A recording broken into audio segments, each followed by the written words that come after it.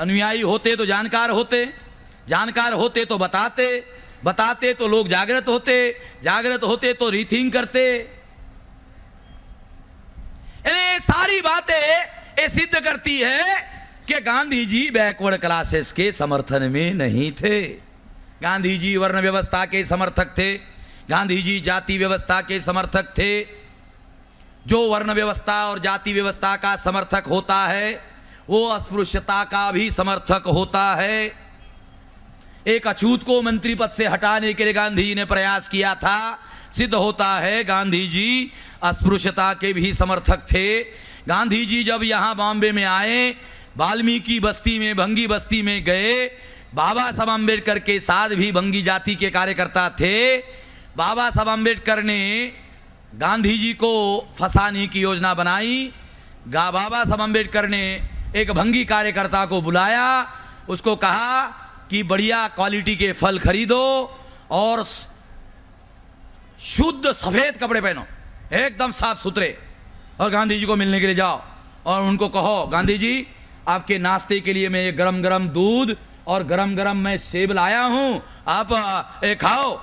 तो गांधी जी ने कहा वो सेब मेरे बकरी को खिला दो और मैं दूध पीता नहीं हूं।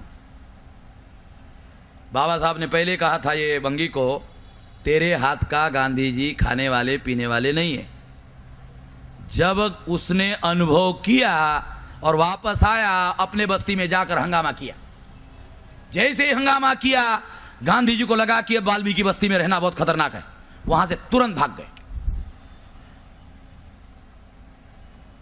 एक ग्रेजुएट भंगी को जब उसने लेटर लिखा गांधी जी को कि गांधी जी आप हमारे मसीहा हैं, मुझे संविधान सभा में नॉमिनेट कर दो, आप कर सकते हो, आप महान हो, बहुत महान हो।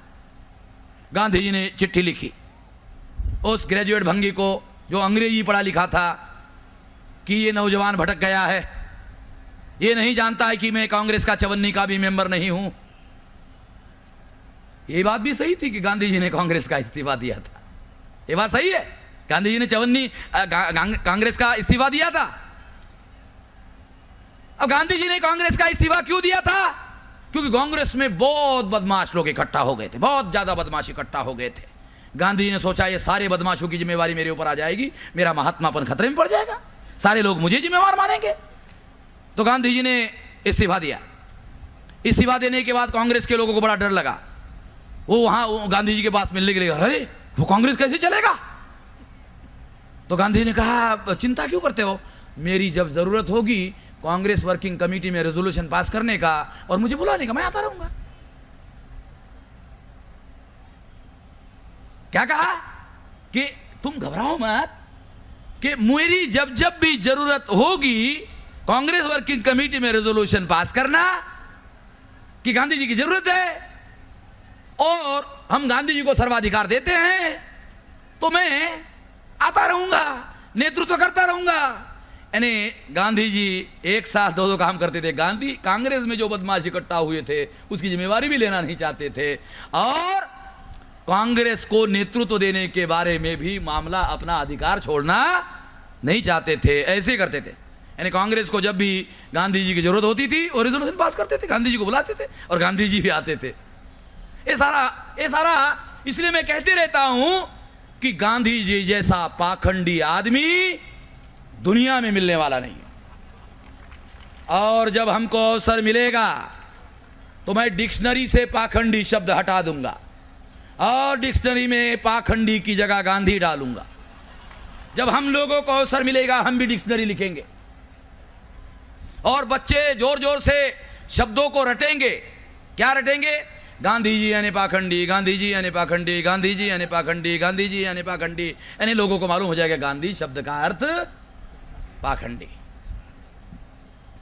मालूम हो जाएगा, पाखंडी शब्द गायब हो जाएगा और लोग साले गांधी जी हो, तो लोगों को हे पाखंडी की गली तेरा, लोगों को ऐसा लगेगा। तो इस तरह से ये गांधी जी जो है ये अदर बैकवर्ड क्लासेस का उन्होंने कोई समर्थन नहीं किया, किसी किस्म का समर्थन नहीं किया।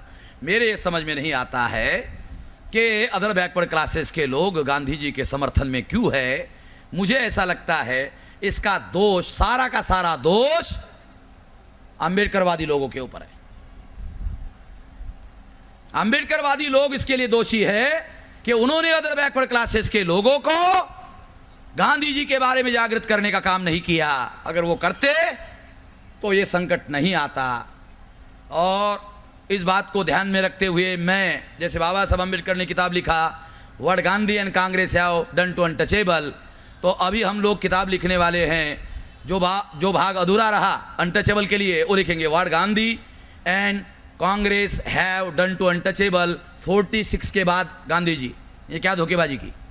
उसके बाद में what Gandhi and Congress have done to scheduled tribe, what Gandhi and Congress have done to other backward caste, what Gandhi and Congress have done to converted Muslims, converted Sikh, ईसाई, बुद्धिस्ट।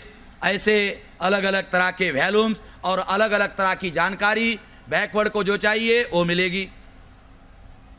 अलग अलग सेक्शन के लोगों के साथ में कैसे कैसे गांधी ने धोखेबाजी की।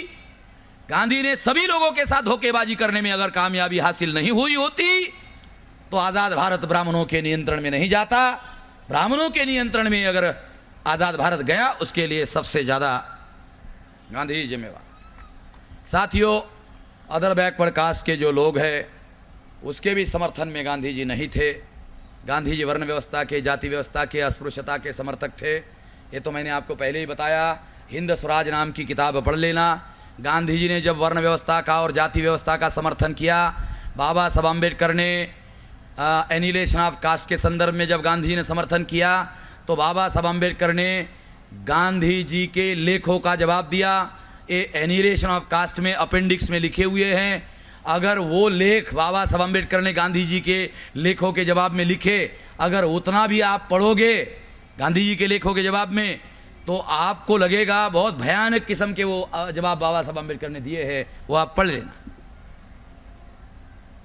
तो अनुसूचित जाति के लिए, अनुसूचित जनजाति के लिए गांधी जी ने कितनी बड़ी धोखेबाजी की, इसके बारे में पूना पैक्ट और इसके रेफरेंस में आपको जानकारी देने के बजाय इसके बारे में बहुत बार मैंने जानकारी दी है।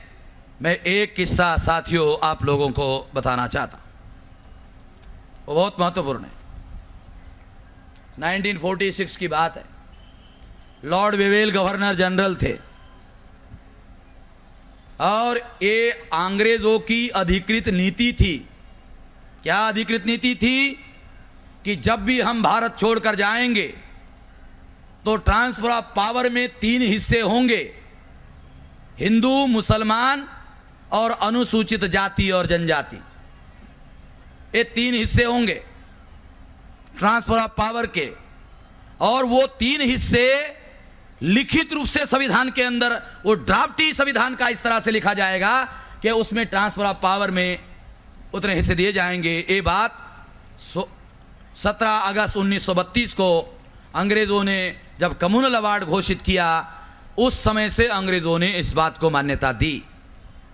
17 अगस्त 1932 को जो मान्यता अंग्रेजों ने दी, उस बात के समर्थन में 1946 में गवर्नर जनरल लॉर्ड वेवेल ने रेडियो पर स्पीच किया और रेडियो पर स्पीच करते हुए कहा कि हम लोग जब भारत छोड़कर जाएंगे 3 हिस्से होंगे। जब 3 हिस्से होंगे ऐसा कहा तो क्या हुआ जानते हो?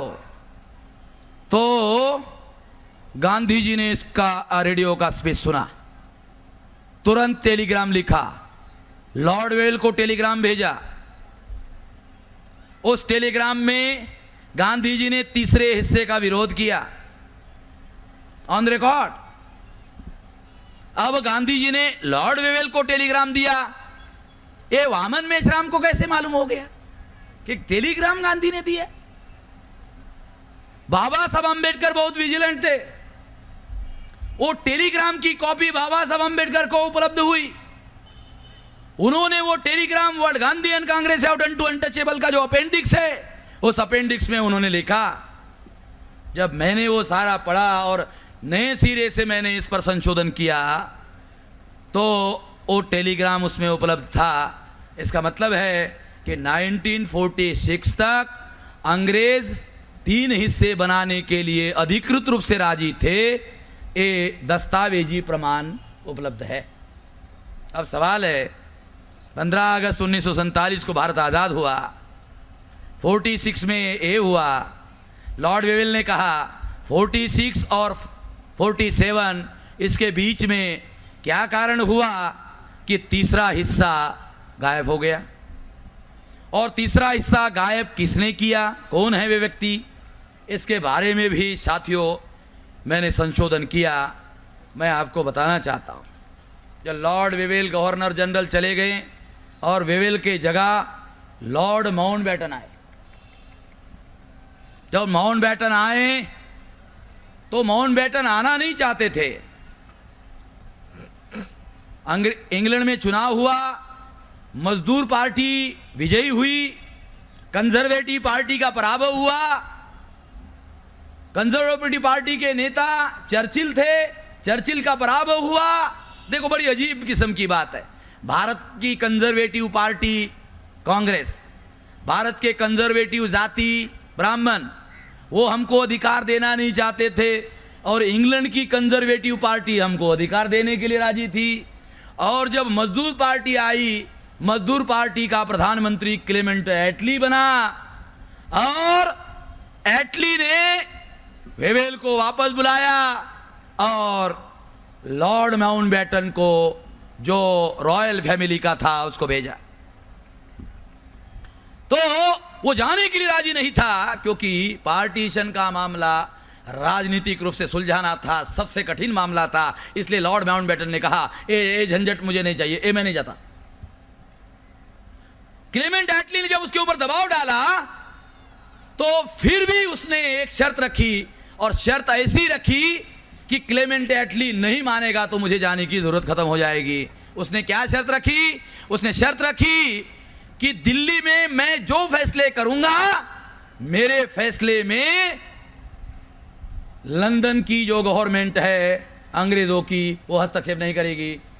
ऐसी शर्तें तो किसी गवर्नर जनरल की नहीं मानी जा सकती है, मगर क्लेमेंट एटली ने लॉर्ड माउंटबेटन की ये शर्त भी मानी। फ्रीडम ऑफ नाइट नाम का किताब पढ़ लो, आप लोगों को ये उसमें मिल जाएगा। ये शर्त भी मानी। जब माउंटबेटन आए तो माउंटबेटन ने स्ट्रैटेजी बनाई कि पार्टीशन को गांधी जी की मान्यता मिलनी चाहिए, रणनीति बनाई। और इस रणनीति के तहत माउंटबेटन, जो राज परिवार का आदमी था, जिसको जन्मता राजनीति मालूम थी, उसने क्या रणनीति बनाई कि उसने रणनीति बनाई गांधी जी का दाया हाथ जवाहरलाल, बाया हाथ सरदार पटेल। तो उसने सोचा पहले दाया और बाया हाथ जो है गांधी जी का, वो अपने साथ ले लेते। तो जवाहरलाल नेहरू को कन्विंस करने के लिए माउंटबेटन ने अपनी बीवी को लगाया, तो जल्दी समझ गया वो। लॉर्ड माउंटबेटन ने अपने बीवी को जवाहरलाल के पीछे लगाया। उसके बीवी ने पता नहीं उसको समझाया या नहीं समझाया, मगर वो समझ गया।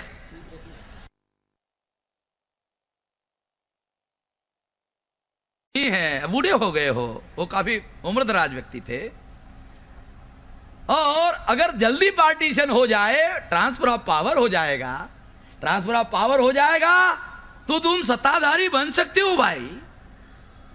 सरदार को भी बात समझ में आई, हाँ साला बूढ़ा तो हो ही गया, वो अभी ज्यादा दम तो है नहीं है। सरदार भी माउंटबेटन के समर्थन में हो गए। यानी जवाहरलाल ने और पटेल ने पार्टीशन को मान्यता दी। जवाहरलाल के मान्यता देने के पीछे एक मकसद था, मुस्लिम बहुल एरिया अगर पाकिस्तान में चला गया तो जवाहरलाल को आसानी से देश चलाना आसान हो जाएगा, और मुसलमानों का उग्र विरोध अगर भारत में रहेगा तो मुसलमान दूसरे लोगों के साथ मिलकर हम लोगों को संसद में काम करना मुश्किल कर देंगे, क्योंकि उनको सेपरेट इलेक्टोरेट लागू था, मुसलमानों को सेपरेट इलेक्टोरेट लागू था। इसलिए जवाहरलाल ने सोचा, जाने साला ये पाकिस्तान बन जाए तो हमारा झंझट खत्म हो जाए, पूरा पावर ब्राह्मणों के हाथ में तो आ जाएगा।